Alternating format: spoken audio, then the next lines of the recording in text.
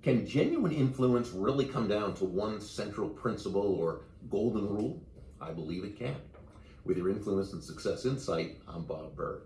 After sharing in the previous video how the gentle pull of influence manifests itself, basically by focusing on bringing value to the other person, we ended with wisdom from one of my favorite mentors, the great Dandy Scumaci, who says, "Compliance will never take you where commitment can go." I love that. And we'll see a bit later in the video how that ties into the golden rule of influence.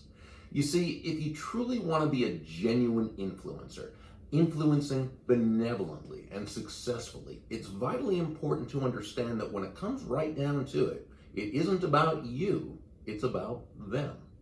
Great leadership is never about the leader. Great salesmanship is never about the salesperson, and great influence is never about the influencer. Who is it about then? It's always about the other person.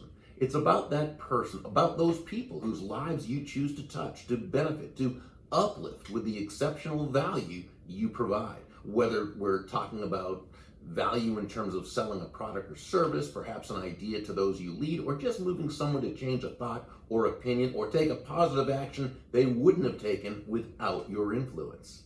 Since we know they're going to think, choose, and act based on their reasons, not our reasons, it just makes sense that the only way we can achieve or attain the results we desire is by focusing on them and their needs and desires. You'll find this theme to be prevalent throughout this series. The only thing that changes is the many different ways we can effectively go about this. If you read The Go-Giver, the original book in John David Mann's and my series, you might recall that law number 3 was the law of influence, which said your influence is determined by how abundantly you place other people's interests first. Yes, your influence is determined by how abundantly you place other people's interests first. Counterintuitive indeed until you think about it and realize that the greatest leaders, the top influencers, the top producing and money-earning salespeople, this is how they run their lives and conduct their businesses. They're always looking out for the best interest of the other person. Now, let me qualify this. When we say place the other person's interests first, we don't mean that you should be anyone's doormat, a martyr, or self-sacrificial in any way. Absolutely not. It's just as Joe, the protege in the story, learned from several of the mentors, the golden rule of sales, of business, of networking, what have you, is that all things being equal, people will do business with and refer business to those people they know, like, and trust. Let's adjust this just a bit then and present what we might call the golden rule of influence. And that would be, all things being equal, people will allow themselves to be led and influenced by those people they know, like, and trust.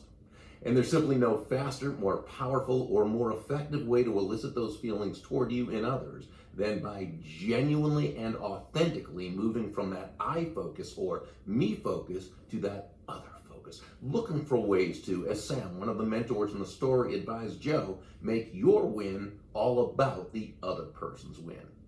That's really the central principle behind and the cause of having genuine influence. Much more to come, so stay tuned. With your Influence and Success Insight, I'm Bob Burg. Make it a great day.